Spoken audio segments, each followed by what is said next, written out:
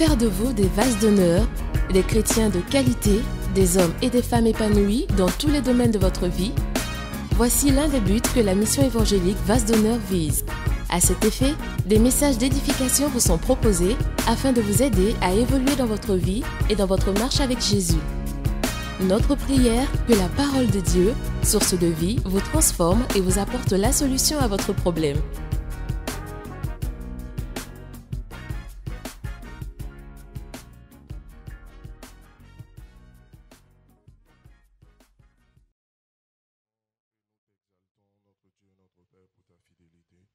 Nous te célébrons pour ta bonté et nous nous trouvons devant ta face. Nous avons besoin de toi, nous avons besoin de la conduite de ton esprit.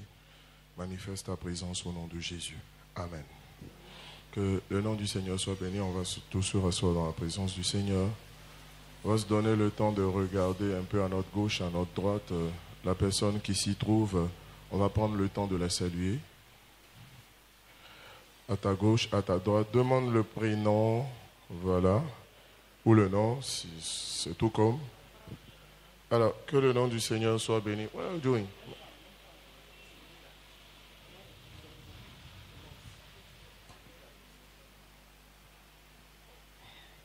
Seigneur, nous te célébrons donc. Alors, de quoi il s'agit? Nous parlons d'attitude de vainqueur depuis, on va dire, depuis le mois de mars. Et nous nous acheminons allègrement vers la fin de cet enseignement. Fort logiquement, aujourd'hui, c'est le dernier jour de cet enseignement, en tout cas pour cette année. Parce que l'année prochaine, nous reparlerons d'attitude. Ça fait 3 ans que chaque année, nous parlons de la foi. Maintenant, je sais au moins que l'année prochaine, nous reparlerons d'attitude. Sous quel thème, je ne sais. Mais je pense que le vrai sens de la maturité spirituelle, comme je le dis, ce n'est pas le fait de connaître toute la Bible de mémoire, de maîtriser tous les versets, n'est-ce pas? J'ai souvent dit que si vous êtes intelligent et que vous avez la volonté d'apprendre, vous pouvez y parvenir sans problème. Et n'importe quel inconverti peut le faire. Mais le plus important, c'est comment ce que vous savez vous influence véritablement à l'intérieur. Comment ça influence votre caractère pour vous emmener dans vos agissements de tous les jours, dans vos réactions, n'est-ce pas, dans votre façon d'être à ressembler à Jésus. Le but de la vie chrétienne, c'est de ressembler à Jésus. Le but de la conversion, quand on se convertit, bien sûr, on se convertit, c'est pour être sauvé. On se convertit, c'est pour servir le Seigneur. Mais le but aussi, je veux dire, de la conversion, la raison pour laquelle le Seigneur nous maintient sur la terre, l'une des raisons, c'est qu'on doit ressembler à Jésus. Être comme Jésus et faire comme Jésus. Si nous avons bien maîtrisé cela, il va s'en dire bien sûr que vous ne pouvez pas être comme Jésus sans la connaissance du Seigneur. Ce que vous appliquez, c'est ce que vous savez. Ce que vous ne savez pas, vous ne pouvez pas l'appliquer, n'est-ce pas? C'est pourquoi nous parlons d'attitude et c'est pourquoi nous insistons pour dire, quand nous parlons d'attitude de vainqueur, nous ne sommes pas en train de vous indiquer comment faire pour avoir l'argent ou bien pour réussir, même si bien que avoir l'argent, réussir votre vie sociale est très importante. Mais je vous ai dit aussi que selon Romains chapitre 12, verset 2, selon Galates chapitre 4, verset 1, que tant que vous n'êtes pas devenu la personne que Dieu veut que vous soyez, vous n'aurez pas ce que Dieu a prévu que vous ayez. C'est tout simple. Tant que vous n'êtes pas devenu la personne que Dieu veut que vous soyez, vous n'aurez pas ce que Dieu a prévu que vous ayez. Le temps me fait un peu défaut, mais laissez-moi vous dire, et ces derniers temps, le Seigneur me dit, voyez-vous, si vous comprenez ce que je viens de dire, vous allez comprendre que le vrai sens de la prière, ce n'est pas avoir ce que Dieu a réservé pour nous. La prière est là pour nous emmener à être comme Jésus. C'est ça le premier sens même de la prière. Ce n'est pas saisir les bénédictions de Dieu, mais nous prions pour que par sa puissance, le Seigneur nous transforme, pour qu'on lui ressemble. Dans la mesure où le jour, dès que tu commences à lui ressembler, tu as ce que Dieu a prévu que tu aies, n'est-ce pas? Si vous lisez le psaume 51, vous lisez à partir du verset 5, 6, surtout le verset 6 à 7, on va dire, vous comprenez très clairement que cette pensée-là est manifestée. Donc les amis, je profite encore de cet enseignement, comme il est question d'attitude, pour vous dire que chaque fois que vous vous tenez devant le Seigneur, priez. Le dimanche dernier, je disais que vous ne changez pas votre attitude juste par la prière. Ça ne veut pas dire qu'il ne faut pas prier. N'est-ce pas? Croyez en la puissance de Dieu, croyez au miracle. Moi, je vois par exemple une dame comme Marie-Madeleine, n'est-ce pas? C'est par la puissance de Dieu qu'elle a été transformée. Moi, je n'ai pas vu une cure d'âme qui a été faite en particulier. Je n'ai pas vu tout un ensemble de conseils qui lui ont été donnés. Mais elle a été transformée par la puissance du Saint-Esprit. Le problème, quand nous parlons ainsi, c'est parce que beaucoup de chrétiens pensent que tout se résume à la prière. Non, tout ne se résume pas à la prière, n'est-ce pas? Voilà, il faut comprendre les principes de Dieu, les appliquer et associer à cela la prière. Parce que sans la prière, vous ne pouvez rien réussir. C'est la prière qui façonne les destinées. C'est la prière qui nous emmène à ressembler au Seigneur. Et c'est la prière qui nous emmène à posséder ce que le Seigneur a prévu que nous ayons. Quelqu'un dit Amen. Alors, ayant abordé tous les autres aspects de l'attitude, nous sommes maintenant dans la phase finale. C'est comment changer une mauvaise attitude. Et je vous ai dit que changer une attitude, c'est un processus. C'est quelque chose qui n'est jamais facile. Ce n'est pas une chose facile, changer une attitude. Ça prend du temps. C'est pourquoi il faut être patient. Il faut être patient envers vous-même. Et vous qui êtes à côté d'une personne qui est en train de vouloir changer, soyez patient envers les gens. Le Seigneur est patient envers chacun de nous. Soyez patient envers quelqu'un qui veut changer. Ça ne sert à rien de ramener la personne en arrière par des remarques que je qualifierais quelque peu de désobligeantes. Ça ne sert à rien de dire à quelqu'un qui veut changer, tu dis tu veux changer et puis tu fais telle ou telle chose. Sachez, si vous-même, résolument et sérieusement, vous êtes engagé dans un processus devant le Seigneur de changement d'attitude, alors vous savez combien de fois c'est difficile. Ça vous oblige donc à avoir de la patience et de la retenue devant une personne qui tarde à changer, devant une personne qui tarde à manifester les fruits que vous voulez voir la personne poser. N'est-ce pas? Quelqu'un me dit Amen. Dis encore Amen. Alors, nous avons vu que la première étape justement de ce processus-là, si c'est un processus, c'est prendre des décisions. Nous sommes partis de Job chapitre 22, verset 28, qui dit « À tes résolutions ou à tes décisions répondra le succès ». Je vous ai lu le passage dans le semeur qui dit que tu prendras des décisions et tu verras ce que tu as décidé se réaliser selon la version semeur. Donc, dans ce processus de prendre, vous ne pouvez pas changer si vous n'avez pas décidé de changer. Le dimanche dernier, j'ai fait la nuance entre décider et vouloir. Et j'ai relevé vraiment particulièrement le manque de, j'ai envie de dire, de discipline. On veut, mais tant qu'on veut et qu'on n'associe pas à notre volonté une certaine discipline, en fait, on n'a pas décidé. Décider, c'est vouloir plus se discipliner pour, n'est-ce pas? Voilà. Ça veut dire que chaque fois que vous avez décidé quelque chose, nuance, c'est-à-dire petite différence avec vouloir, c'est que automatiquement, vous savez que il y a une discipline que vous devez pouvoir vous imposer. En général, la Bible dit un peuple sans révélation, d'autres versions disent sans vision, est un peuple sans frein. Ça veut dire que quand vous voyez dans la vie quelqu'un manquer de discipline, c'est parce que dans sa vie, il n'a pas encore pris des décisions. Quand quelqu'un manque de discipline à tous les niveaux, ça peut être une discipline alimentaire, ça peut être une discipline intellectuelle, ça peut être une discipline spirituelle, ça peut être une discipline familiale. En tout cas, dans tous les départements de votre vie, quand vous voyez qu'une personne manque de discipline, c'est parce qu'elle n'a rien décidé. Elle veut simplement. Dans le monde, vous voyez que beaucoup de personnes qui fument ou bien qui boivent veulent cesser de fumer. Mais elles n'ont pas décidé de cesser de fumer ou bien de boire. Parce que si vous avez décidé, il y a une discipline. La discipline vous fait perdre quelque chose. La discipline vous fait forcément perdre quelque chose. La discipline, si je veux la traduire, sinon la définir selon mes propres mots, c'est vous priver de quelque chose aujourd'hui par rapport à un résultat que vous voulez. Quand il n'y a pas de discipline, c'est parce qu'il n'y a pas de décision. Donc si vous voulez emmener quelqu'un à être discipliné, emmenez-le à comprendre qu'il y a des décisions qu'il doit prendre. Et croyez-moi, vous ne pouvez pas prendre des décisions à la place de quelqu'un. Le but de cet enseignement, si nous nous égoussions depuis ces temps-là pour donner cet enseignement, c'est pour que chacun prenne la décision.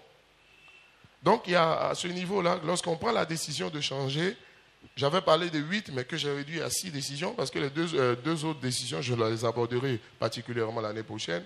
Il y a 8 décisions, mais moi j'ai décidé de parler de 6 décisions. Première décision, évaluez vos présentes attitudes.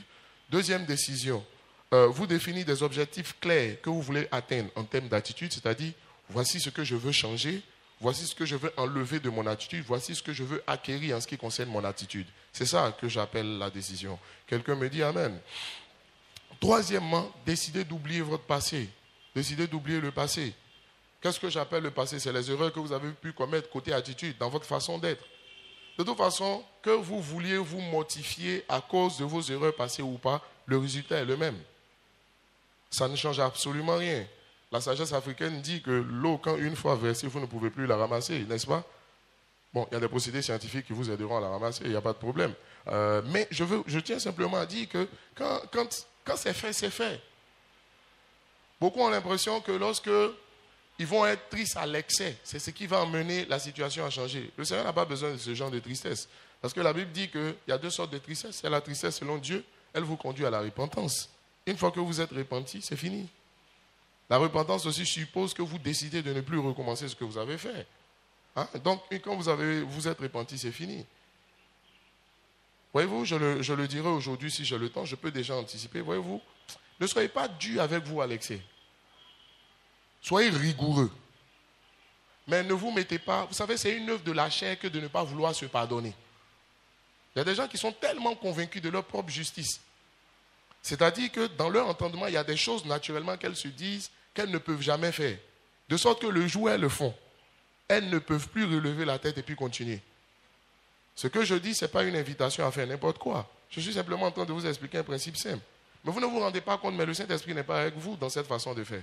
Non. Parce que le jour où vous commettez des erreurs, croyez-moi, quelle que soit votre sagesse, un jour vous allez commettre une erreur.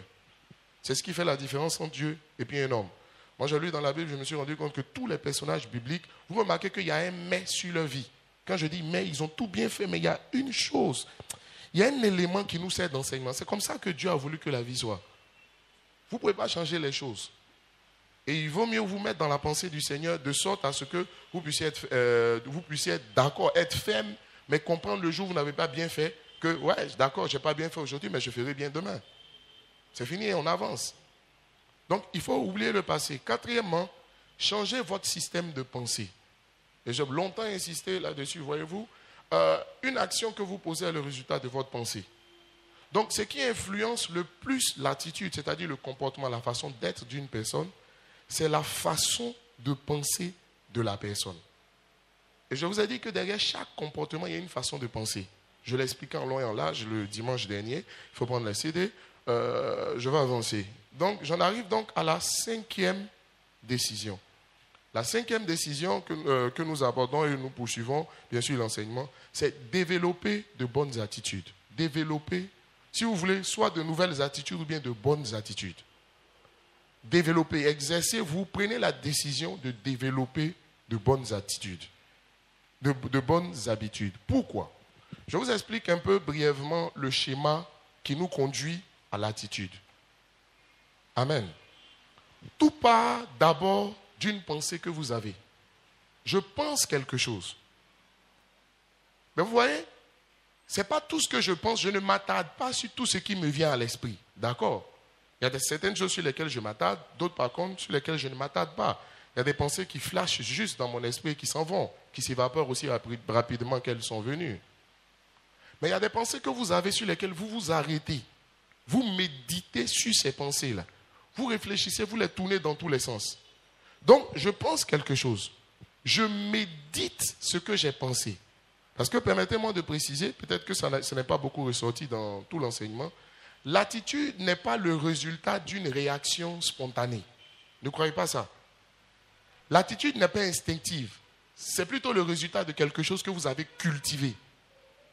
C'est plutôt le résultat de quelque chose que vous avez développé. Quand quelqu'un est méchant, il n'est pas devenu méchant comme ça. C'est quelque chose qu'il a cultivé, c'est quelque chose qu'il a développé. Je suis simplement en train de vous expliquer qu'il est devenu méchant parce qu'il a pris des habitudes de méchanceté. Mais comment est-ce qu'on est arrivé là?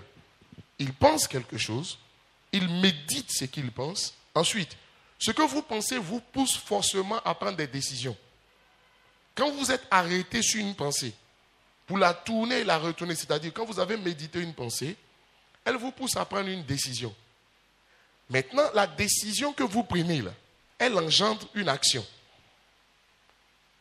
Donc, pensée, méditer, décision, action. Maintenant, vous vous exercez, quand vous vous habituez à poser plusieurs fois la même action, ça devient ce qu'on appelle l'habitude. Parce que l'habitude, c'est une action que vous posez repeatedly. Vous posez de manière répétée. N'est-ce pas? C'est une action que vous posez de manière répétée. Et maintenant, quand vous posez donc cette action de manière répétée, ça devient ce qu'on appelle l'habitude. Et c'est l'habitude qui produit quoi? L'attitude.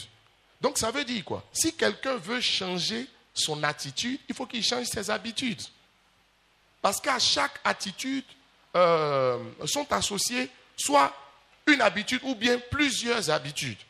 Je vous prends simplement le cas de quelqu'un. Le dimanche dernier, j'ai pris le cas de quelqu'un qui est méchant. Ce matin, je prends le cas de quelqu'un qui n'est pas sérieux. Quand on dit de quelqu'un qui n'est pas sérieux, ça veut dire qu'il a un problème d'attitude, n'est-ce pas? Parce que l'attitude, c'est la façon d'être. Quand quelqu'un n'est pas sérieux, croyez-moi, c'est parce qu'il a développé des habitudes de manque de sérieux qu'il a fini par avoir cette attitude de pas sérieux. Maintenant, juste en exercice. Quel genre, par exemple, qu'est-ce qui peut faire qu'on va dire de quelqu'un qui n'est pas sérieux? Parce que je dis, c'est l'habitude qui produit l'attitude. Donc, l'habitude, c'est le pourquoi de l'attitude. Qu'est-ce qui peut faire, qu'est-ce qui, par exemple, peut vous emmener à dire de quelqu'un qui n'est pas sérieux? S'il ne respecte pas sa parole. Quand quelqu'un ne respecte pas sa parole, on dit de lui qu'il n'est pas sérieux. Mais vous voyez, quelqu'un qui ne respecte pas sa parole, il a pris l'habitude de ne pas respecter sa parole, c'est pourquoi il finit par de ne pas devenir sérieux. Mais le fait de ne pas respecter sa parole, c'est le résultat d'une action ou bien d'une décision inconsciente qu'il a prise à un moment donné. C'est le résultat d'une action. Généralement, quand quelqu'un ne respecte pas sa parole, il y a deux raisons possibles.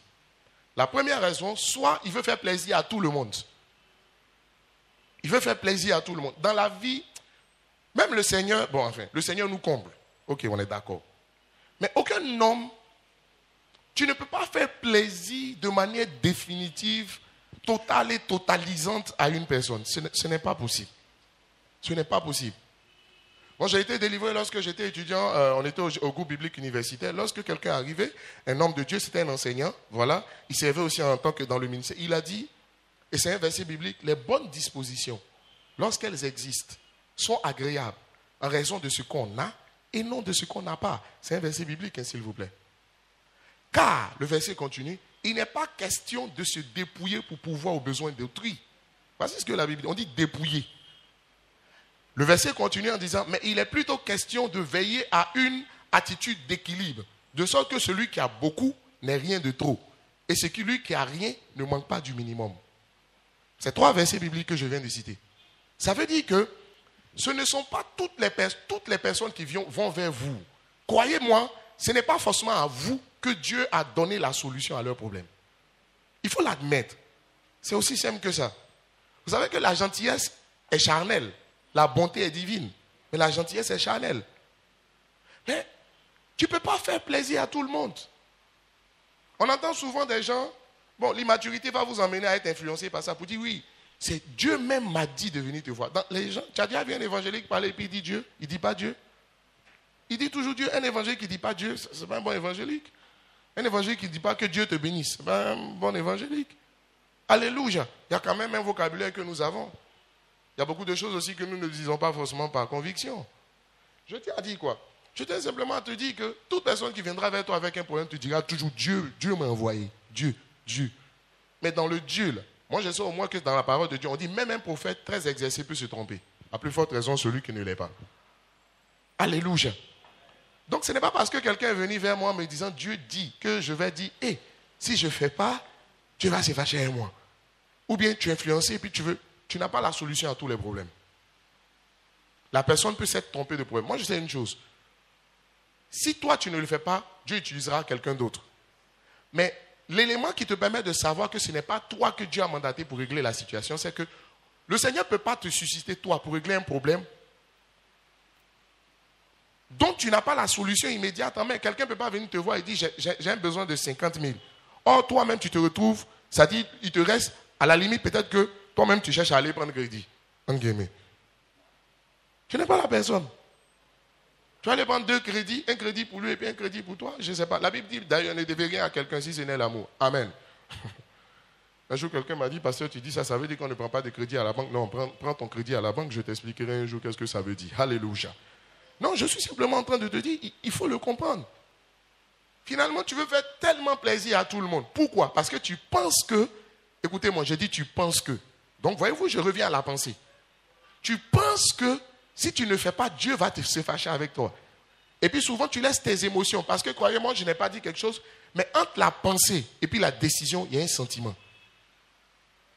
Il y a un sentiment qui naît toujours. Je n'ai pas eu le temps de faire un peu le schéma. J'avais prévu de faire un schéma, n'est-ce pas? Voilà, le temps ne m'a pas permis de le faire. Mais dès que vous pensez quelque chose, il y a un sentiment inconscient qui vient en vous. Ce sentiment, ça peut être la culpabilité. Et la culpabilité, par exemple, va vous pousser à prendre une décision. Mais une décision que vous prenez sur la base de sentiments est une décision à 90%, 99% qui sera une mauvaise décision. Les décisions ne se prennent pas avec des sentiments ou avec des émotions. Je peux parler à quelqu'un? Attends, qui me suit? Fais comme ça. Donc voilà, c'est clair. Si je veux changer mes habitudes, je veux changer d'attitude, il faut que je change d'habitude. Mais si je veux changer d'habitude, il faut que je fasse attention aux décisions que je prends, qui, elles, sont le résultat de ce à quoi je pense. Voyez-vous, on revient encore à ce à quoi je pense. Alléluia. Généralement, donc, quelqu'un n'est pas sérieux parce qu'il veut faire plaisir à tout le monde. La deuxième raison pour laquelle on peut dire de quelqu'un qui n'est pas sérieux, c'est que c'est quelqu'un qui n'a pas de valeur. Quelqu'un n'a pas de valeur, donc, bon, il s'engage n'importe comment, lui, ça ne lui dit rien. Il y a des gens autour de vous qui n'ont pas de valeur. Leur problème, c'est qu'ils n'ont pas de valeur. Comme ils n'ont pas de valeur, à leurs yeux, c'est quoi une parole? Ils se disent, mais ce n'est qu'une parole. Si j'ai dit j'ai fait puis je ne fais pas, ça fait quoi? Généralement, ce genre de personnes, vous les identifiez très simplement dans la vie de tous les jours par de petites choses. Rien ne vous arrive jamais sans que Dieu ne vous ait prévenu. Et aucun homme ne peut vous tromper si vous marchez avec la pensée du Seigneur. Je peux parler à quelqu'un?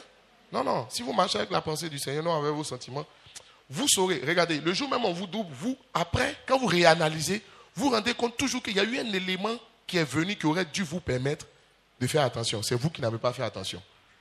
Par exemple, quelqu'un qui vous dit « je viens à 16h » et puis à 16h, il ne vient pas. Et puis il ne vient pas, il ne vous appelle pas, il a oublié le lendemain, quand il vous voit, c'est comme si la vie de rien n'était, quoi. Généralement, je me méfie énormément des gens qui fonctionnent comme ça. Oui. Bon, il peut le faire en passant un jour. Je vais regarder si c'est une habitude. Si c'est une habitude, c'est qu'il n'a pas de valeur. Je sais qu'il y a beaucoup qui se disent, oh, une parole, c'est quoi? J'ai parlé, je n'ai pas. Et puis même si après tu lui dis, mais tu n'es pas venu, tu n'as même pas pris la peine de m'appeler, il est choqué même que tu dises ça. Tu peux t'attendre à quoi de quelqu'un de cette trempe? Rien de sérieux, rien de bon. Voilà. Maintenant, demain, tu as dit, il t'a doublé, Dieu t'a... Bon, anyway. Amen. Amen. Donc, forcément, si vous voulez changer une attitude, changez les habitudes qui sont associées. C'est pourquoi, asseyez-vous dans le processus.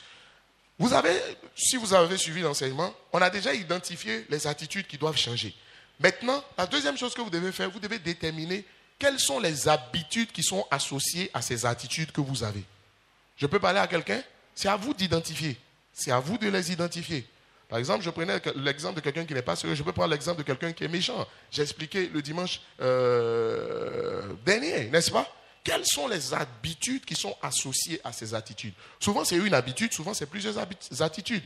Mais l'habitude, à vous la déceler comment? À travers les actions que vous avez que vous posez régulièrement. Je peux me faire comprendre? Attends, qui me suit? Voilà, merci. Donc, je peux avancer. J'avance alors. Donc, quand vous avez listé les habitudes associées à chacune des attitudes que vous voulez changer, la deuxième chose que vous devez faire, vous devez vous demander la raison principale, le pourquoi de ces habitudes que vous avez. N'est-ce pas? Demandez-vous le pourquoi. Quel est le pourquoi de ces habitudes que vous avez? Comment ça vous est venu? Quelles en sont les causes? Quelles sont les causes d'une habitude? Alléluia. Une habitude, il y a toujours des causes à une habitude. Certains parmi nous ont pris l'habitude de se réveiller à 4 h du matin. Pourquoi vous vous réveillez à 4 h du matin? Quelles sont les causes? Parce que vous vous réveillez à 4 h du matin parce que vous avez besoin soit de vous préparer, mais de prier. Vous n'avez pas envie de prier en vous pressant, n'est-ce pas? Donc, derrière chaque habitude se cache aussi une cause. Il y a un pourquoi. Demandez-vous même, pourquoi moi-même, je suis comme ça? Pourquoi? Comment je suis arrivé là?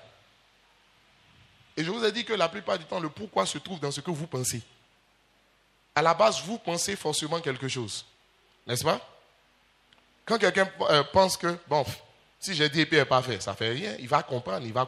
Quand quelqu'un pense toujours qu'on va le comprendre, il fait n'importe quoi. Et puis, malheureusement, dans la vie chrétienne précédente, là, c'est que l'église était l'endroit par excellence où on tolérait tout. On peut venir et puis les micros crachent. On dit oui, Dieu va faire. Puis tout le monde est là, on accepte tout. On s'autorise tout. On prend de mauvaises habitudes. Et puis après, ça va beaucoup plus loin. N'est-ce pas? Selon vous, dans la parole de Dieu, pourquoi la Bible a dit « éduque l'enfant selon les voies du Seigneur » ? Pourquoi ? Voici la référence. Merci. On peut lire ensemble ? Lisons ensemble.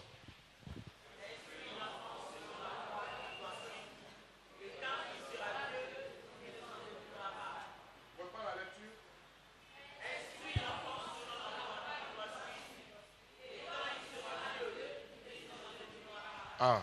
La Bible est en train de nous dire que l'habitude que quelqu'un prend, c'est déterminant pour la suite de sa vie. N'est-ce pas? C'est déterminant.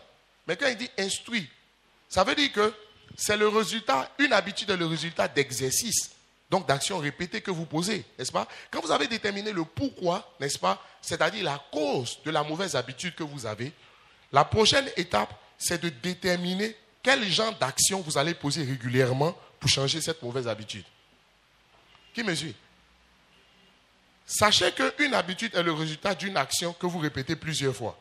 Si je veux changer l'habitude, à la base, j'ai dit le pourquoi de cette habitude, c'est quelque chose que je pense. N'est-ce pas? Mais il y a une action il y a une ou bien des actions que je pose qui accompagnent l'habitude que j'ai. N'est-ce pas? Maintenant, pour changer donc l'habitude, il faut changer la mauvaise action par une bonne action.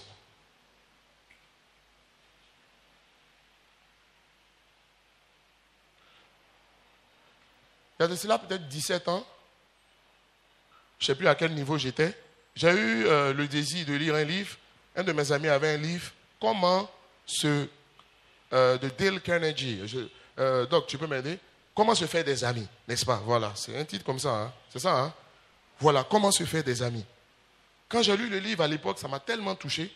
Par exemple, j'ai décidé alors à la suite de cela d'être un peu plus friendly. Quand je dis friendly, un peu plus intéressant. Donc ça fait que j'ai décidé de poser une action régulièrement. Je me suis dit que chaque matin, quand j'arrive à l'école, n'est-ce pas, je prends mon temps, enfin quand j'arrive à l'école, là où j'étais, alléluia, quand j'arrive, je vais prendre mon temps pour saluer tout au moins tous mes voisins qui sont les plus proches. Et puis prendre la peine de leur demander comment ça va. Est-ce que tu as bien dormi? Je l'ai décidé. Amen. Par exemple, quelqu'un qui est méchant, il faut qu'il se décide. Il y a une action qu'il doit répéter, qu'il doit déterminer. Ça peut être plusieurs actions.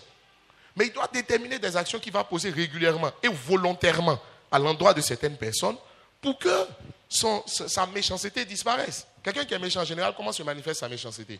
Pourquoi on dit qu'il est méchant? Quelles sont les habitudes? Il ne partage pas. Quelqu'un qui est méchant, c'est quelqu'un qui utilise son pouvoir, sa position et son autorité pour écraser les autres. Quelqu'un qui est méchant, c'est quelqu'un qui est insouciant aux besoins des autres. N'est-ce pas? Le besoin peut être émotionnel. En tout cas, quelle que soit la nature des besoins des autres, il est insouciant. Par exemple, il peut décider quelles sont les actions qu'il va déterminer qu'il peut poser pour corriger son problème de méchanceté. Par exemple, il y a des gens qui sont insouciants, même leurs voisins, vos voisins, dans le même immeuble où vous habitez. Vous ne savez pas qui c'est, peut-être vous ne les côtoyez même pas. Les bonjours, c'est à peine quand vous dépassez dans le couloir, n'est-ce pas? Je peux parler à quelqu'un? Voilà, vous pouvez déterminer des actions. Je n'en ai pas peut-être quelque chose de précis dans mon esprit, mais dites-vous au moins, parce que dans les quartiers où les gens pensent qu'ils sont arrivés, quand ils se voient, ils ne se saluent pas trop. C'est un signe de on est arrivé. Alléluia. C'est de la mauvaise éducation plutôt. Alléluia. Voilà, vous remarquez que ce genre de personnes sont plus difficiles à vivre que les gens peut-être simples de la vie de tous les jours. Je peux parler à quelqu'un? Voilà. Moi, dans mon quartier, j'ai fait un constat, c'est que, bon, tu vois que chacun se joue les dangereux. Alléluia. Mais le 1er janvier, pendant que nous on était à la veille, la maison a brûlé. Les maisons ont brûlé. Les maisons de mes voisins, au moins 3 maisons. Il y a une dame particulièrement qui était tellement convaincue de sa puissance, je ne sais, alléluia, quelles étaient ses motivations, je ne sais. Mais cette dame-là, en train de pleurer parce qu'elle avait tout perdu et ses bijoux, parce que selon elle, tout son argent, elle avait transformé en bijoux. Les gens qui ont l'argent font ça aussi, c'est pas vrai? Voilà, en bijoux dans des biens de ce genre-là. Et puis je dis, mais malheureusement, et puis tu gardes à la maison. Elle a tout perdu, tout perdu. N'est-ce pas? Mais cette dame-là, elle pleurait. Mais ce jour-là, c'est les voisins, en l'occurrence nous autres, qui sommes allés donner à manger à ces personnes-là, le 1er janvier. Je peux parler à quelqu'un? Elle n'a jamais salué quelqu'un. Elle te rencontre à sa voiture, tu ne peux pas l'intéresser. Un simple bonjour. Si elle t'a dit bonjour, c'est qu'elle t'a considéré. Attends, qui me suit? Fais comme ça. Je n'ai pas d'exemple concret dans mon esprit, mais on se comprend. Est-ce qu'on se comprend? Est-ce qu'on se comprend? Si on se comprend, je peux avancer. Alléluia. Alléluia. Voilà. Je vais prendre aussi, par exemple, le cas de quelqu'un qui veut maigrir. Si tu veux maigrir, quelqu'un qui est gros, c'est une façon d'être. Donc, alléluia. Bon, on va dire que l'aspect physique de quelqu'un, c'est une attitude. Mais je vous ai dit que l'attitude aussi, c'est l'aspect facial. N'est-ce pas? L'expression de votre visage. Laissons quelqu'un qui est gros, mais il y a des personnes qui, indépendamment de leur volonté, ne savent pas sourire. Ne sourient pas parce qu'elles ne savent pas sourire. Pourquoi elles ne sourient pas? Parce qu'elles sont habituées à ne pas sourire. Généralement, pourquoi elles ne sourient pas? Parce que peut-être la vie a été très dure envers elles. N'est-ce pas? Ou bien ce par quoi elles passent, c'est tellement difficile que c'est une façon de se réfugier. Il y a d'autres aussi qui ne sourient pas pour se jouer les dangereux. Alléluia. Voilà, c'est pour mystifier, comme on dit dans la vie de tous les jours. Alléluia. Voilà. Il y a d'autres aussi qui ne sourient pas parce qu'ils souffrent. C'est qu'il y a forcément une raison. Maintenant, une telle personne qui a l'habitude de ne pas sourire doit déterminer une action qu'elle va poser ou qui a le visage fermé. Il faut qu'elle s'exerce à sourire. Donc, il faut des exercices, il faut une pratique régulière. Mais quand il n'y a personne, mets-toi devant le miroir et puis tire ton visage un peu. Ça, par exemple.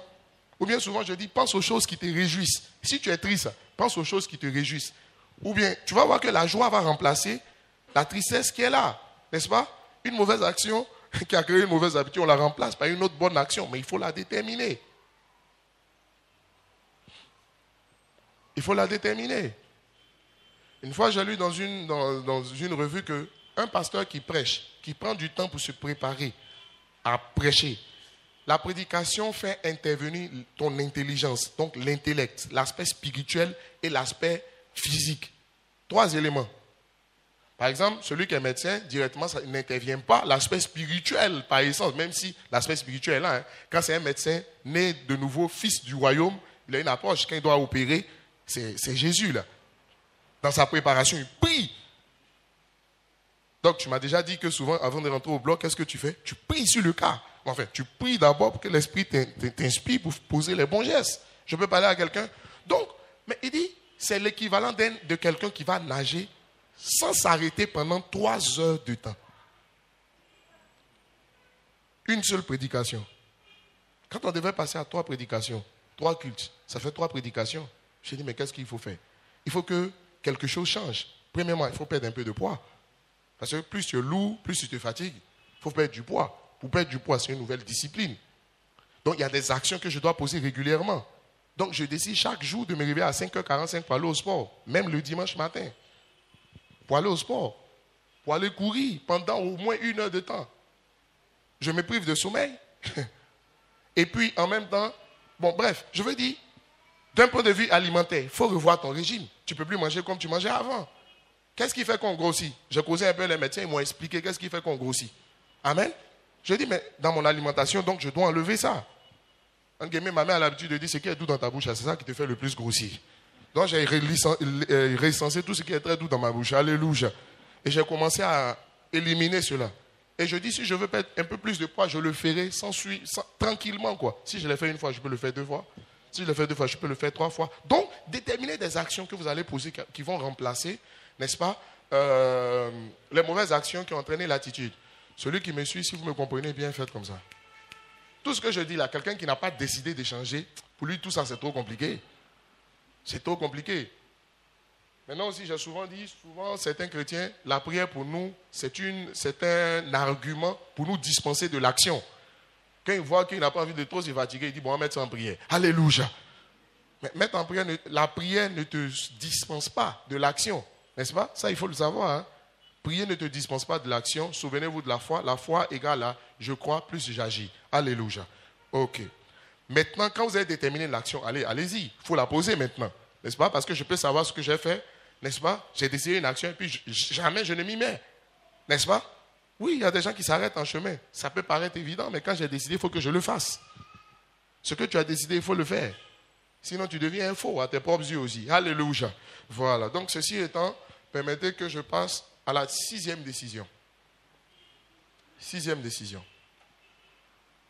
Maintenez constamment la bonne attitude. Parce qu'une chose est de prendre une nouvelle et bonne attitude, mais une autre est de la maintenir. Là, je reviens sur mon exemple encore de maigrir. Avant de revenir sur l'exemple, Armand, tu peux envoyer le verset 2 Thessaloniciens, chapitre 3, verset 13. Lisons ensemble, il est dit. Lisons ensemble, s'il vous plaît. On dit ne vous lassez pas de faire ce qui est bien. Donc la bonne attitude, là, ne vous lassez pas. Ça veut dire que c'est une affaire de tous les jours. Dis à ton voisin, c'est une affaire de tous les jours. Ceux qui se sont déjà exercés à maigrir, qui s'est déjà exercé à maigrir un jour? Les femmes, levez, voilà. Levez les mains. Parce que généralement, c'est les femmes. Malheureusement, les hommes, je vais vous dire une chose. Souvent, vous pouvez ne pas être gros. Mais vous avez plus de problèmes que quelqu'un qui est gros. Donc, le sport, là, ce n'est pas juste pour les gens qui font un peu de surpoids. C'est pour tout le monde. Quelqu'un dit Amen. Paul dit l'exercice corporel est utile à peu de choses. Mais au moins, ça veut dire qu'il y a une utilité. Amen. Pour quelqu'un qui s'est exercé à maigrir, vous ferez un constat. C'est que quand vous parvenez effectivement à maigrir, si vous retournez dans vos anciennes, si vous ne maintenez pas la discipline qui vous a permis de maigrir, le cas, là où vous allez arriver, ce sera pire que le niveau que vous aviez. Si tu avais 100 kilos, tu as maigri, tu es descendu à 90, je ne sais pas, et qu'après tu ne maintiens pas la discipline qui t'a permis d'avoir ces 90 kilos, tu vas redescendre, même pire. Parce que souvent, quand on atteint le but, on se dit, bon, on triche un peu. On commence à vouloir se permettre des choses qu'au moment où on voulait maigrir, on ne se permettait pas. C'est la même chose pour l'attitude. Quand tu te bats pour acquérir une attitude, je vais dire quelque chose, je me posais la question en ce qui concerne la formulation, mais voyez-vous, sachez qu'une attitude changée ne reste pas changée. Elle ne reste pas indéfiniment changée. Il faut la maintenir changée. C'est-à-dire, vous vous battez, l'attitude change, mais ce n'est pas parce qu'elle a changé qu'elle va rester comme ça pour toute la vie. Si vous vous relâchez dans votre discipline, la mauvaise attitude va reprendre encore le dessus. Alléluia. C'est valable. La Bible dit quelqu'un qui met la main à la charrue qui ira dans l'arrière. Tu peux accepter le Seigneur et puis après abandonner ton ancienne vie. Mais si la discipline et la rigueur spirituelle qui t'ont permis d'abandonner les choses que tu faisais dans le monde, si tu les oublies en chemin, tu seras toujours chrétien, mais tu vas remarquer que tu vas à nouveau dériver. Qui me suit? Donc, une attitude changée ne reste pas changée. Il faut la maintenir changée. Ça veut dire quoi? Il faut être vigilant en ce qui concerne notre système toujours de pensée, parce que tout part de la pensée. Il faut être aussi vigilant en ce qui concerne, je vais dire, les habitudes que nous avons prises en chemin. Je peux dire ça comme ça, je peux avancer. Si on se comprend, faisons. Voilà. Proverbe chapitre. Donc, il faut garder les bonnes habitudes que vous avez acquises en veillant constamment sur vos pensées. Et en veillant aussi aux décisions que vous prenez. Parce que la décision entraîne l'action. L'action répétée entraîne l'habitude. L'habitude entraîne l'attitude. On est d'accord? Donc, gardez les bonnes habitudes. Comment faire pour maintenir la bonne attitude? Il faut garder les bonnes habitudes que vous avez acquises en veillant constamment sur vos pensées et sur les décisions en ce qui concerne l'attitude que vous prenez. N'est-ce pas? Quand quelqu'un s'est mis en colère, il a décidé de se mettre en colère sur la base d'un certain nombre de choses. C'est parce que tu as décidé de ne pas laisser passer quelqu'un qui t'a injurié que tu te mets en colère et puis tu réagis. C'est pas vrai? Dis avec moi, c'est une décision. Dis avec moi, c'est une décision. C'est une décision. Donc si je veux maintenir la bonne attitude, il faut que je veille sur mes pensées. Proverbe chapitre 4, verset 23. Proverbe 4, verset 23 nous dit quoi? Allons-y.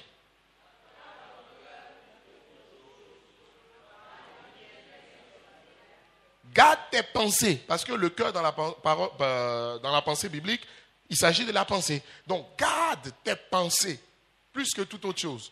Car c'est de tes pensées que viennent les sources de la vie. Ça veut dire quoi? Tout ce que tu produis sur la terre, dans la vie de tous les jours, c'est le résultat de tes pensées.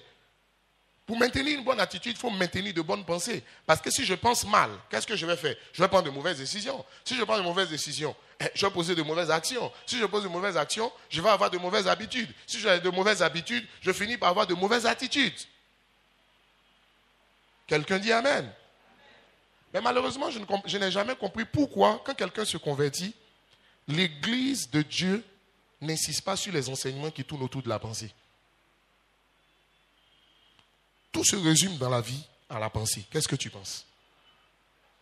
Vous savez ce que vous êtes dans la vie? 2 paramètres définissent ce que vous êtes dans la vie. Ce que vous pensez de vous. Et puis deuxièmement, ceux avec qui vous marchez. Mais en tout cas, ce que vous pensez de vous. Je peux parler à quelqu'un?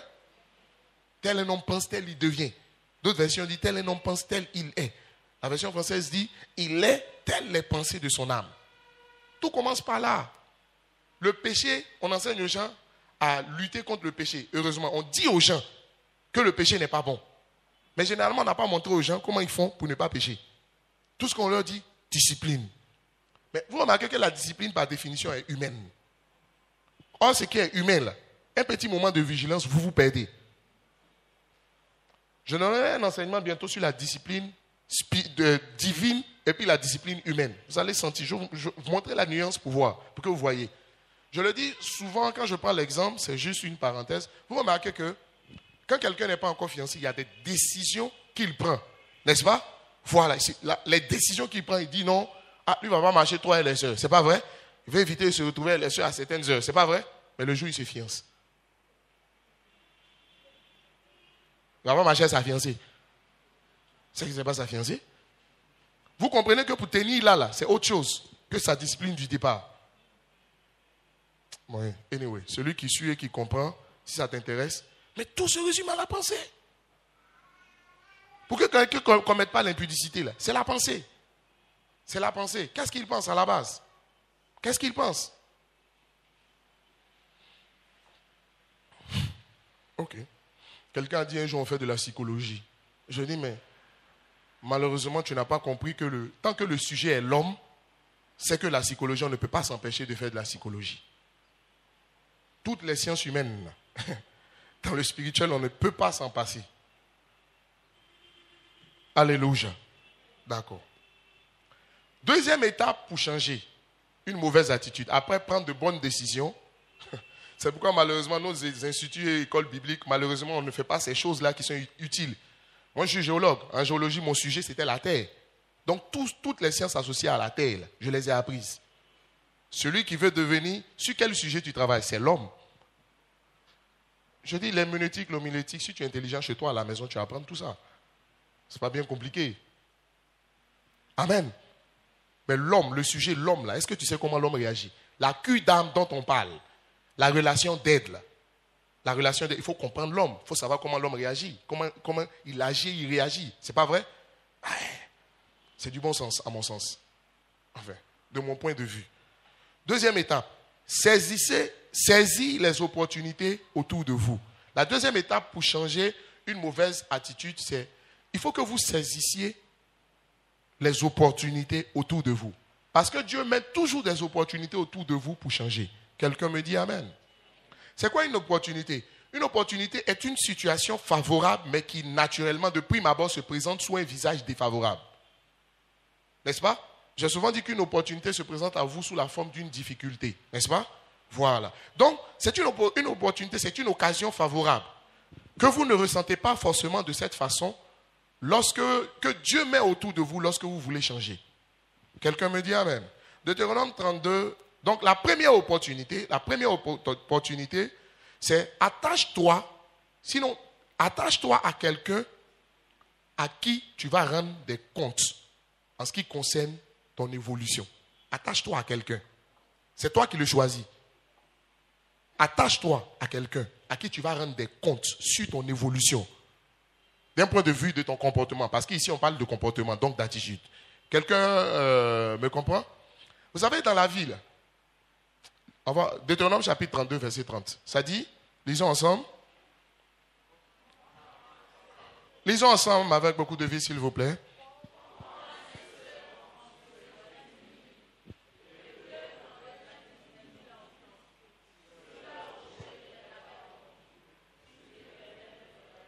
On dit, un seul poursuit combien? 1000. Deux poursuivent combien? 10 000. Ça veut dire quoi? Quand tu t'attaches à quelqu'un à qui tu vas rendre compte de ton évolution côté attitude, tu peux faire 10 fois plus que ce que tu aurais fait toi seul. La Bible dit 2 valent mieux qu'un. Parce qu'en réalité, quand vous êtes deux, vous pouvez faire 10 fois, pas 2 fois plus, mais 10 fois plus que quelqu'un qui était seul. C'est pourquoi les gens qui aiment rester dans leur coin, là, qui disent oh, moi je suis dans mon coin, tu ne sais pas de quoi tu te prives. Je suivais un documentaire où on disait qu'un seul cheval peut tirer peut-être 1 tonne. Mais 2 chevaux peuvent tirer jusqu'à 10 tonnes. À l'époque, je ne comprenais pas. Le jour où j'ai lu ce verset, j'ai compris alors quelle était la base scientifique, enfin spirituelle, scripturaire de ce type. 2 personnes peuvent 10 fois plus qu'une seule personne. C'est pourquoi quand tu te maries et que tu te maries à la bonne personne, tu peux faire 10 fois plus C'est pourquoi le mariage, on dit c'est une source de bénédiction. Ce n'est pas le fait de se marier, mais c'est le fait d'être deux et puis avec la bonne personne. Ça te rend 10 fois plus efficace que quand tu étais seul. Ce verset, je peux le traduire autrement. Déduction logique et formelle. Ça veut dire que dans la vie de tous les jours, je fais un constat. Quand vous devez faire quelque chose et que vous n'êtes comptable ou bien responsable que devant vous-même, vous pouvez vous permettre de vous relâcher ou de vous démotiver en chemin. C'est pas vrai? Mais quand tu sais que ce que tu es en train de faire, tu vas rendre compte à quelqu'un qui veut te voir réussir. Vous savez, dans la vie, la meilleure source de motivation, c'est vouloir faire plaisir à quelqu'un. À partir du moment où tu veux faire plaisir à quelqu'un, tu trouves quelque part la force de faire ce que toi-même tu n'aurais pas fait, ou bien ce devant quoi tu te serais relâché. Tu trouves la force quelque part pour le faire. C'est d'autant plus vrai que quand on était enfant, moi à l'école, j'allais d'abord à l'école à cause de mon père. Ça dit, quand je reviens avec les bonnes notes, et puis je lui montre la joie qui est sur son visage, et il avait une façon de me tapoter, et puis de m'appeler fiston. Alléluia. Il dit fiston, c'est bien fait. Alléluia. Ça me motivait. D'accord, j'allais à l'école pour moi, mais j'allais le fait. Est-ce que dans ta vie, tu as déjà voulu faire plaisir à quelqu'un? Quand tu veux faire plaisir à quelqu'un, c'est fort. C'est fort. C'est fort. Quand tu es marié et puis tu veux faire plaisir à ton conjoint, c'est trop fort. C'est pourquoi la Bible dit celui qui se marie. Paul dit, mais il dit, ce n'est pas Dieu qui a dit, c'est lui qui a dit. Il dit celui qui est marié, là, c'est son conjoint qui l'intéresse. Il dit celui qui n'est pas marié, c'est Dieu qui l'intéresse. Bon, comme heureusement qu'il a précisé que c'est lui qui dit, mais ce n'est pas Dieu qui dit. Amen. Voilà. Je suis en train de dire quoi? Je suis en train de dire simplement que quand vous voulez faire plaisir à quelqu'un autour de vous, vous allez trouver en vous la force, la motivation pour le faire. Et croyez-moi, autour de vous, Dieu met forcément quelqu'un qui veut vous voir réussir. Il y a des gens qui vous aiment autour de vous. Même quand tu penses que personne ne t'aime, c'est que, en fait, quand quelqu'un ne s'aime pas, les lunettes de il ne s'aime pas qu'il a portées là, c'est tel que quand il regarde les autres, il a l'impression aussi que les autres ne l'aiment pas. Parce que tout part de vous. Mais Dieu met forcément des gens autour de vous qui veulent vous voir réussir, qui comptent sur vous, qui vous font confiance. Mais des gens, ces gens, ça, choisissez quelqu'un comme ça, qui manifeste les vertus que vous voulez, devant qui vous allez être comptable. Qui pourra vous dire, il va vous parler, puis vous allez écouter aussi. Parce que dans la vie, ce n'est pas tout le monde que tu écoutes, malheureusement. Alléluia. Ou heureusement. Mais c'est quelqu'un aussi que tu écoutes. Tu sais que s'il te parle, tu peux écouter. Ça dit, la personne fait quand même figure d'auto. Enfin, tu la respectes. Dans la tradition africaine, quand on parle à quelqu'un, quand on veut régler les vraies affaires, si on n'a pas pu convaincre le gars, on va chercher des gens qui le respectent. C'est pas fini. Mais parce qu'on sait qu'il ne peut pas leur dire non. Même s'il voulait, le respect est tel qu'il va dire, si ce n'était pas vous, je n'allais pas laisser, hein? Mais c'est que celui l'a laissé. Alléluia. Je parle à quelqu'un? Il faut vous attacher à de telles personnes. Ce que je dis en ce qui concerne l'attitude est valable même sur le plan professionnel, dans tous les domaines. Alléluia. Très important.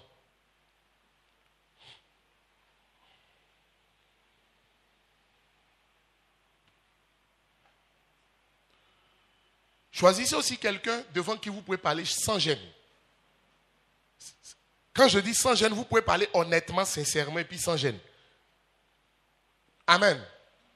Il y a des gens face à qui vous ne pouvez pas vous ouvrir. Ça sert à quoi d'aller choisir quelqu'un?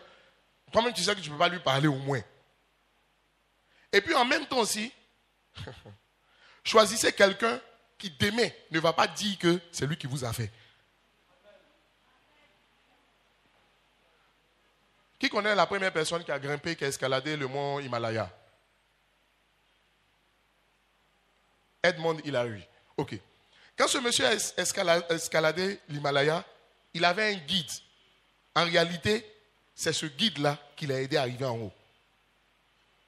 À partir et puis à redescendre. Mais une chose a marqué les gens lorsqu'on interviewait Edmond Hillary, on lui a demandé, mais comment tu as fait pour arriver au sommet? Il a dit, non, c'est son guide qui l'a aidé. Parce qu'à 3 reprises, il a failli perdre la vie. Maintenant qu'on a demandé à son guide, on voulait lui donner aussi les honneurs. Il dit non. Lui, il a simplement dit ce qu'il fallait faire. Mais c'est parce que l'autre a fait ce qu'il fallait faire qu'il est arrivé au sommet. Je peux parler à quelqu'un? Autour de nous, il y a des gens qui sont à la recherche de la gloire. Vous comprenez un peu? Voilà, quand même, ils ont envie d'être importants. Donc, On commence à se voir. Quand quelqu'un même a réussi, vous voyez qu'il y a d'autres qui disent, lui, c'est moi qui l'ai formé. Alléluia. Récemment, j'ai entendu dire, il y a un de mes ex-camarades, pas amis, qui dit que c'est lui qui m'a formé dans le ministère. Je dis, tant mieux. C'est hier, on me disait que c'est lui qui m'a formé. Je dis, ah bon? Il m'a formé, donc venons en faire le bilan pour savoir où il est. Et puis, je peux parler à quelqu'un. Amen, amen, amen. Ça ne me gêne pas. Alléluia.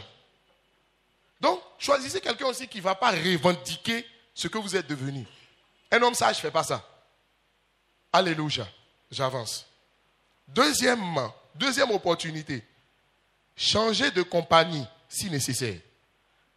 Il peut s'avérer que vous soyez obligé de changer un peu celui avec qui vous marchez. J'ai dit, il y a deux choses qui déterminent ce que vous êtes, ou bien ce que vous devenez. Ce que vous pensez de vous-même, et puis deuxièmement, celui avec qui vous marchez. Alléluia. Ce que vous pensez de vous-même, et puis celui avec qui vous marchez. Beaucoup de personnes pensent que c'est parce que les circonstances leur sont défavorables qu'elles ne sont pas en train de réussir.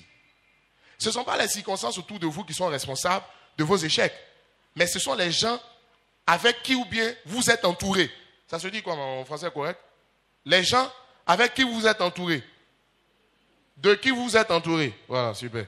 Les gens autour de vous, les gens de qui vous êtes entouré, là, c'est ceux-là qui déterminent votre succès ou votre échec. Parce qu'il y a une situation un peu difficile. Mais si vous êtes avec la bonne personne, elle trouvera les paroles qu'il faut, elle posera les actions qu'il faut, et puis vous en sortirez. Mais les circonstances peuvent être bonnes, mais vous avez le malheur de vous entourer des mauvaises personnes. Elles vont vous tirer vers le bas. Donc ce ne sont pas les circonstances, mais les gens avec qui vous marchez qui déterminent votre succès ou votre échec. Et à ce niveau, il y a un proverbe, il y a un dicton qui m'est revenu à l'esprit. On dit ce sont les oiseaux de même qui... Ah, ça veut dire quoi? Ça veut dire que la personne avec qui tu marches, les personnes avec qui on marche, en général, ont les mêmes caractéristiques que nous. En tout cas, on partage quelque chose. Mais elles ont les mêmes caractéristiques. Vous remarquez que les gens qui ont les mêmes défauts aiment marcher ensemble. Là, au moins, ils se comprennent. Le tout n'est pas de se comprendre, le tout est d'échanger. Quand tu vois quelqu'un qui te ressemble trop, ce n'est pas la bonne personne avec qui marcher.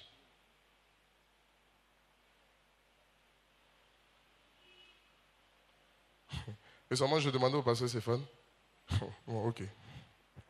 Je vois deux personnes qui marchent. Quand je les regarde, je ne vois pas de caractéristiques communes. Donc je demande, mais en fait, ça le Seigneur me dit, il dit, mais tu ne vois pas. Mais elles ont les mêmes caractéristiques. Simplement, le Seigneur me montrait qu'il y a l'autre qui a eu la chance de changer d'environnement.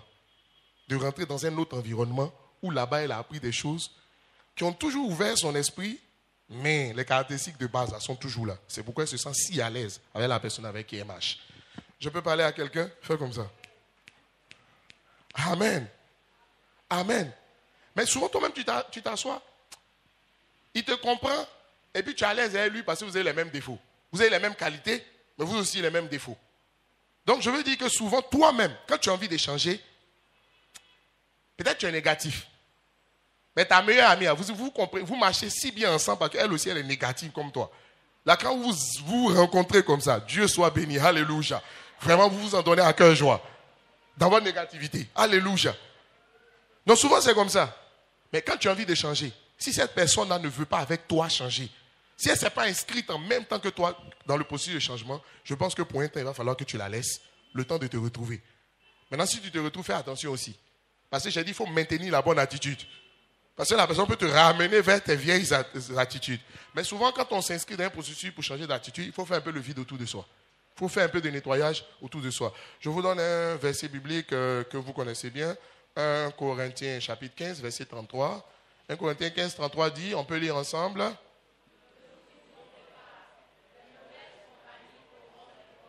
Les mauvaises compagnies corrompent les bonnes mœurs. Quand on dit mauvaise compagnie, ce n'est pas dire comme impudicité seulement. Ce dont nous on train de parler, c'est une affaire d'attitude. C'est une façon de penser, c'est une façon de se comporter, c'est une façon d'être. Alléluia. Voilà.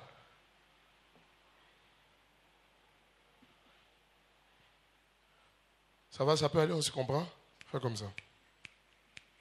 Est-ce que la parole te bénit ce matin? Super.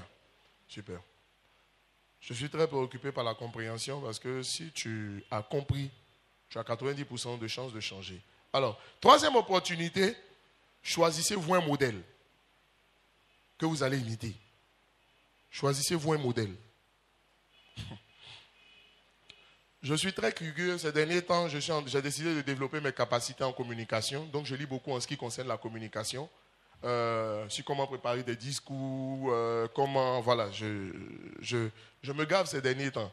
La plupart de mes lectures présentes sont dans ce domaine-là. Alléluia. J'ai fait un constat. J'ai lu quelque chose qui m'a aidé à mieux comprendre la foi que j'enseigne depuis. Est-ce que vous savez que 90% de ce qu'une personne apprend vient de ce qu'elle voit? 90% de ce que nous apprenons, les communicateurs disent que c'est visuel. L'homme a 5 organes de sens. Mais la vue, là, elle te permet d'apprendre 90% de ce que tu sais. C'est pourquoi vous remarquez que les enfants, là, j'ai remarqué que à la télé, ma fille a ses chaînes à elle, qu'elle regarde. Et aujourd'hui, elle peut te mettre Télétoon sans que quelqu'un ne lui indique que c'est le 60. Attends, elle ne connaît pas les chiffres quand même pour son âge. Mais j'ai remarqué qu'elle s'est arrivée là. Elle n'y va pas en un coup, hein. Mais c'est qu'elle est sur, laisse là, tu reviens, elle est sur son Télétoon. Ces derniers temps, elle dit c'est pour les enfants. Alléluia. Voilà. Donc c'est le 4, maintenant elle regarde. Mais comment elle fait pour reconnaître? C'est visuel. C'est visuel. Pourquoi est-ce qu'on demande de colorier suffisamment les chambres des enfants? Bon, on dit oui, leur esprit va s'ouvrir, tout ça, ils vont devenir choses, mais c'est visuel. Elle sait compter 1, 2, 3, 4, mais elle ne sait pas écrire 1 ni 2. Mais quand même, les couleurs, là, si tu lui demandes ce matin, quand je sortais, j'ai failli porter une chemise rouge. Elle me dit, papa, tu vas porter la chemise rouge. Quand elle a dit ça, j'ai décidé de changer la chemise. Je dis, mais ses yeux se sont habitués à ce qu'elle veut. 90% de ce que tu apprends est visuel. 9%, c'est ce que tu as écouté. Et puis 1%, les autres sens. Ça veut dire quoi? Ça veut dire qu'il faut avoir constamment sous les yeux le modèle de ce que tu veux être, de ce que tu veux devenir, de ce que tu peux avoir. C'est simple. Mais c'est le principe de la foi, visualiser. Quelqu'un me dit Amen. Ça veut dire quoi? Quand Paul dit, soyez mes imitateurs comme je le suis de Christ, ce n'est pas parce qu'il est trop dangereux, mais il sait que tant que tu n'as pas sous les yeux un modèle de où tu vas arriver, tu ne peux pas y arriver.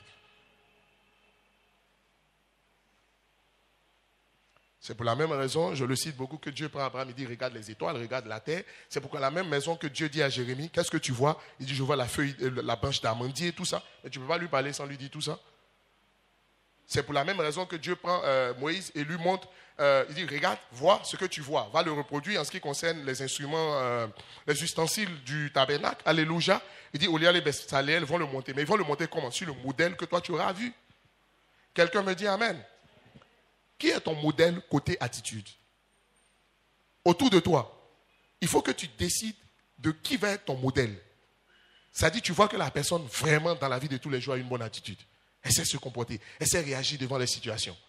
Toi-même, tu regardes que là où toi tu aurais cafouillé, la personne est calme, sereine, imperturbable, tranquille comme une maison inachevée. Alléluia. Je parle à quelqu'un?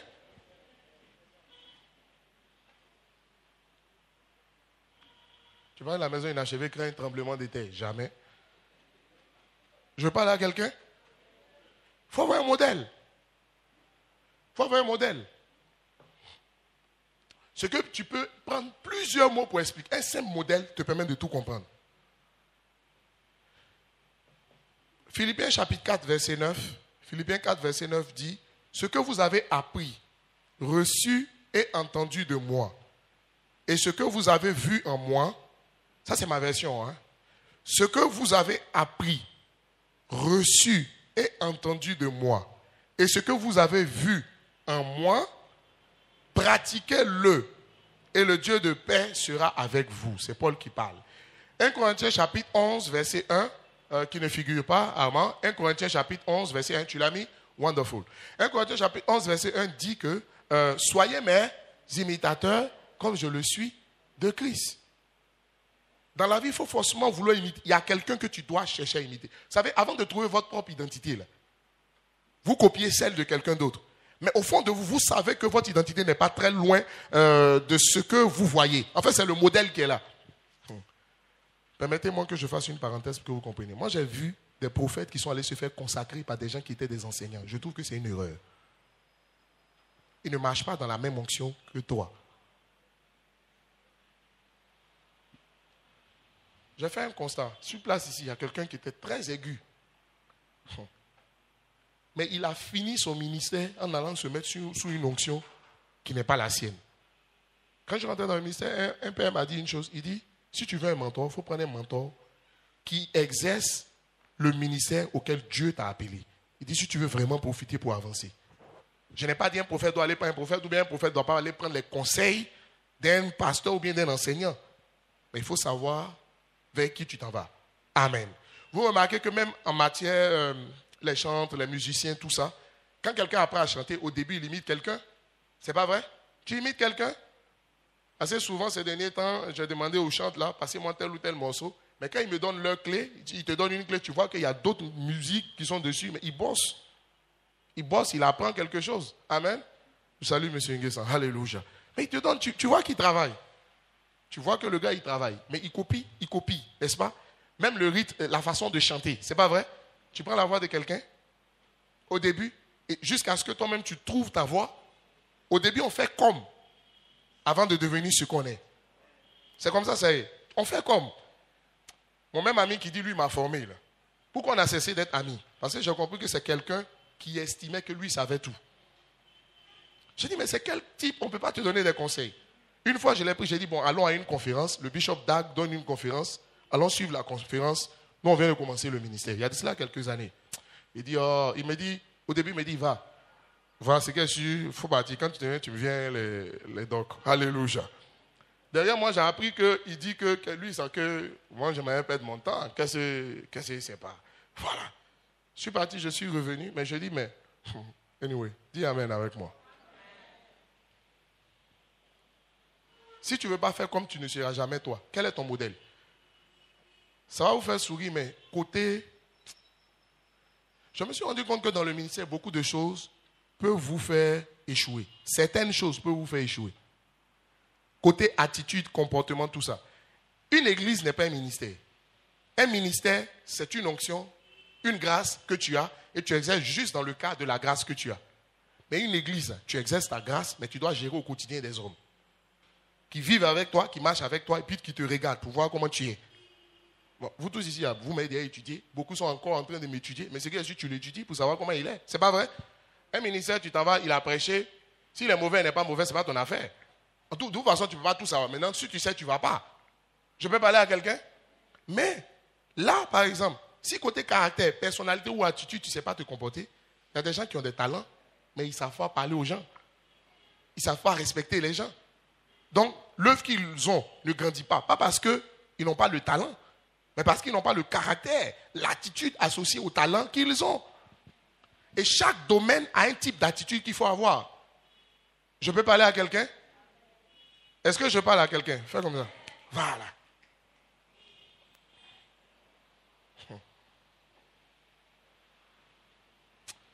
J'ai été marqué une fois par le pasteur Mohamed Sanogo. Stéphane, tu te souviens, le premier siège, sinon le deuxième siège, quelqu'un avait offert sa maison, en réalité au pasteur. Mais le pasteur a dit non, il ne va pas habiter là-bas, que l'église fasse ses cultes là-bas. Au début, il voulait mettre le nom du pasteur sur les papiers. Il lui a dit non, il lui a dit d'accord, quand je serai prêt, je te ferai signe. Moi, j'en connais plein, tu t'en lui donner une maison. Si tu ne fais pas attention, mais ta maison, mais il a vu, ça lui plaît, il va t'arracher ça. Alléluia. Alléluia. Le monsieur lui a donné la maison, tout ça. Et quand on est parti, à un moment donné, apparemment, quand il donnait la maison, sa femme n'était pas d'accord. Nous, on l'a appris après. Et donc, en son absence, il vivait en Europe, tout ça. En son absence, quand il venait, mais elle trouvait des petits moyens de se comporter comme si elle était encore chez elle. Jusqu'à ce que quelqu'un lui dise un jour, mais quand même, c'est l'église. Tu ne peux pas faire. C'est quelqu'un qui lui a dit, ce n'est pas le pasteur Mohamed. Quelqu'un lui a dit, mais c'est l'église. La femme s'est fâchée. Donc, je ne sais pas qu'est-ce qu'elle allait dire à son mari. En tout cas, elle a convaincu qu'ils doivent reprendre la maison qu'ils avaient offert et dans laquelle on était pour l'œuvre. Donc, ils ont convoqué une réunion. Un dimanche, après la prédication, le pasteur m'a fait appeler. Je suis parti avec le pasteur Stéphane. On dit, il y a une réunion. Quand on est arrivé, donc la dame est assise et puis elle nous dit qu'est-ce qu'elle nous reproche, quoi. Et puis, on est assis comme des enfants. Et puis, elle, je ne sais pas qu'est-ce qui l'a piqué au vif, mais elle parlait. Elle a parlé. Jusqu'à un moment donné, sorti des choses qui sont des malédictions même. Non, le jour où elle a parlé. Moi-même, j'étais fier quand elle parlait. J'ai dit, ouais, dans la vie, tu es courageuse, quoi. Elle a parlé. Quand elle a fini. Et puis, le pasteur Mohamed était là. Et puis, elle a invectivé à la limite, quoi. Quand elle est arrivée, là, j'ai dit au pasteur Stéphane, ça, là, on ne laisse pas. Alléluia. Il y avait un autre pasteur qui était à côté de moi. On dit, on va en découdre. À la limite, à la manière de Pierre, quoi. Alléluia. J'ai dit, on va en découdre. Comment elle peut parler comme ça? J'ai dit, si elle veut, elle n'a qu'à nous insulter. Mais il ne faut pas qu'elle insulte. Ça, c'est un bon fils. Un bon fils, tu ne peux pas laisser qu'on insulte tes parents et puis tu es là et puis ça ne te dit rien. Si ça te dit rien, c'est que tu es mauvais. Tu n'es pas un bon enfant. Alléluia. Quand on a réagi, on voulait réagir. Donc, j'ai senti que le pasteur Mohamed a senti que j'étais fâché. Parce que je voulais en découdre. J'ai dit, non, il faut qu'on lui parle. Ou bien il pense qu'on ne peut pas répondre. Le pasteur non seulement ne m'a pas donné la parole, mais il est resté calme. Il a écouté jusqu'à la fin. Dis des choses, je t'assure, toi, tu n'aurais pas pu t'asseoir pour l'écouter. Jusqu'à remettre en cause le ministère des gens. Quand elle a fini, nous a demandé ce qu'on pense, qu'on dise. Bon, il ne m'a pas donné la parole en premier, heureusement le jour. Quand les gens ont commencé, il a vu que... Il a laissé les gens parler. Quand les gens ont fini de parler, il a dit à la dame, il lui présente nos excuses. Ses excuses au nom de nous tous. Que vraiment, peut-être qu'on ne s'est pas compris. Si elle a pu être fâchée au point d'être comme ça, il lui présente. La dame était désarmée. Parce qu'elle-même s'était préparée. Il y a des femmes à scandale, là. C'est ce genre. Elle s'était préparée pour venir en découdre, quoi. Donc le jour où on risquait d'aller là, ça n'allait pas être joli. Et donc il lui a présenté les excuses. Après, il dit, bon, on va quitter la maison. Quand on devait quitter la maison, les amis, on a refait la maison. Ça a coûté près de 15 millions. 15 millions. Pas parce qu'on a l'argent. Hein. Lui a dit, on va partir. On va remettre la maison en état, tout ça. 15 bons millions. Quand on a fini, quelqu'un va dire, oh, c'est pas qu'il y en a. C'est pas parce qu'il y en a. C'est une affaire de valeur, c'est une affaire de comment tu vois la vie. Et puis, on a laissé la maison. Mais en fait, c'était le chemin du Seigneur pour nous emmener à l'hôtel communal pour que la nouvelle gloire puisse commencer. Je peux parler à quelqu'un? Moi, je pense, aujourd'hui, quand on parle, les gens savent pas, c'est que ça a bien commencé quelque part. Je suis convaincu. Tant que tu ne sais pas avoir la bonne attitude, Dieu ne te donne pas ce qui est à toi. On dit beaucoup de choses. Ce n'est pas un programme qui fait grandir une église, s'il vous plaît. Non. C'est une obéissance au Seigneur. À quelque part. Pas à quelque part, mais quelque part, c'est l'obéissance au Seigneur qui a produit cela. Quand j'ai vu ça, j'ai dit non. Moi, j'ai connu le pasteur quand il était étudiant. C'était nos aînés de 1 ou 2 années. Je l'ai connu quand il était étudiant. Jusqu'au jour d'aujourd'hui, il n'a pas changé d'un iota. C'est qui il était là. C'est ce qu'il est toujours. Je le regarde, j'ai dit non. Si dans la vie, tu ne peux pas apprendre ça, c'est que vraiment, tu as des sérieux problèmes. Une fois, je lui ai dit, Bishop, si on n'a pas réussi, ce ne sera pas toi. C'est simplement nous qui aurions refusé de voir, de suivre, de parler, de marcher et d'agir comme le modèle que Dieu a mis sous nos yeux. Simple. Je peux parler à quelqu'un? Qui me suit? Fais comme ça. Voilà. J'admire très peu les gens pour leur savoir-faire. Mais moi, je respecte les gens pour leur caractère. Ouais. Je ne suis pas impressionné par ce que quelqu'un fait, mais je cherche à savoir quel est son secret. Mais ce qui m'impressionne, c'est un individu, c'est sa façon de se comporter, son attitude. Je peux parler à quelqu'un? Attends, qui a envie d'échanger ici même? Tu as envie de... Une race de chrétiens, quand les païens nous voient. Les amis, je vous ai dit, l'argent là, le retard qu'on a déjà accusé sur les païens là, c'est que si Dieu est fidèle, hein, mais si vous pensez, Église, que c'est sur la base de l'argent et des biens matériels qu'on va se faire respecter par les païens, on sait qu'on se trompe.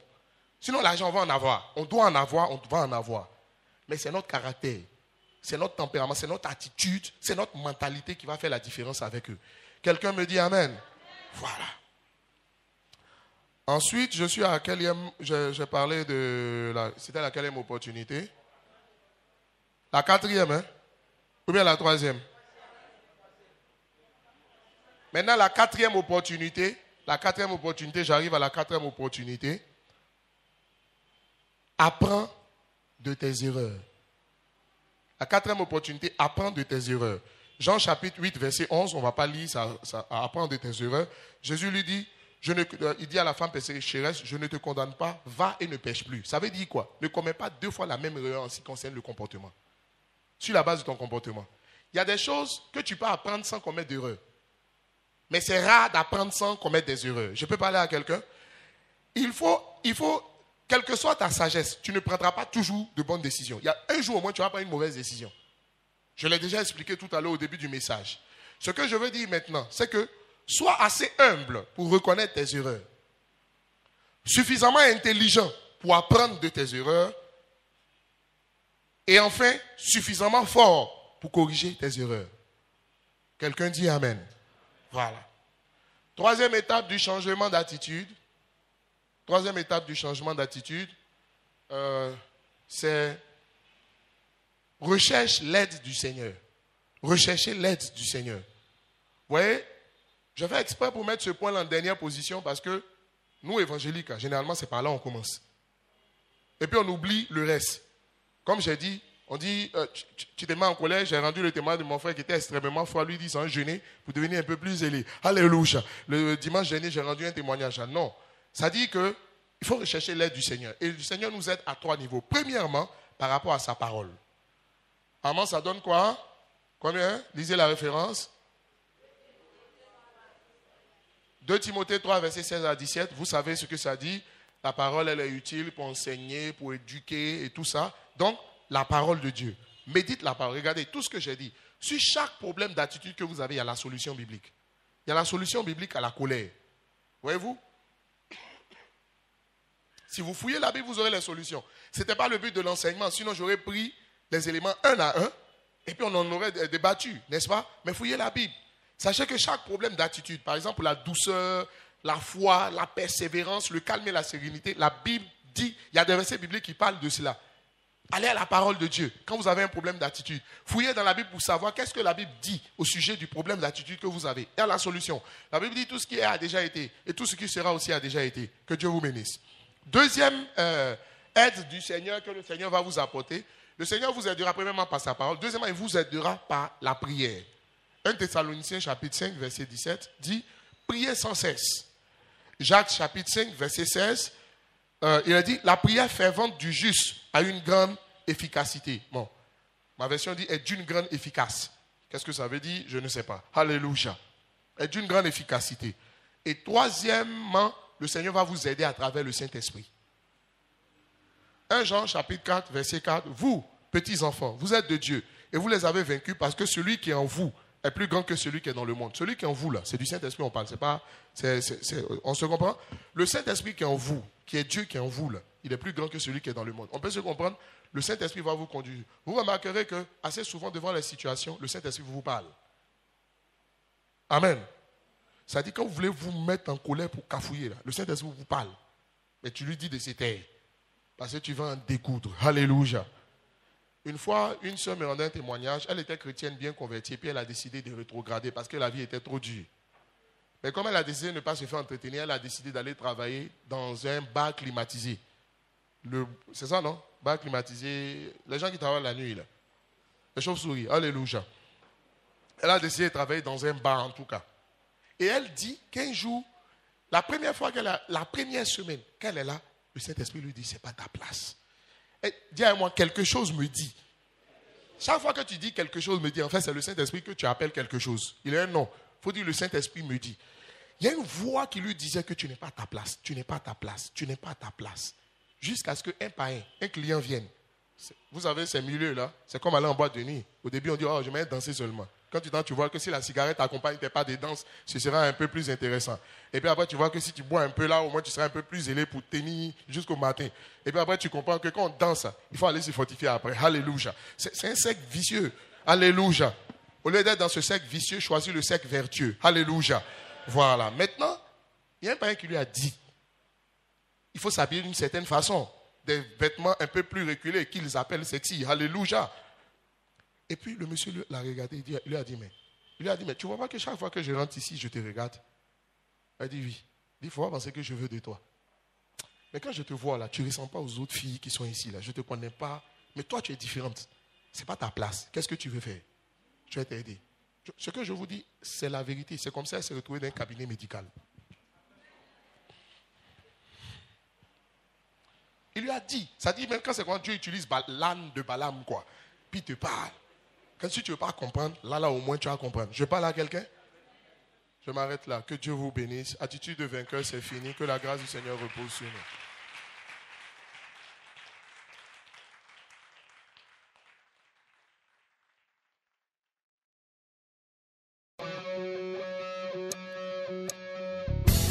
Si ce message vous a édifié, procurez-vous d'autres messages sur des thèmes tout aussi enrichissants.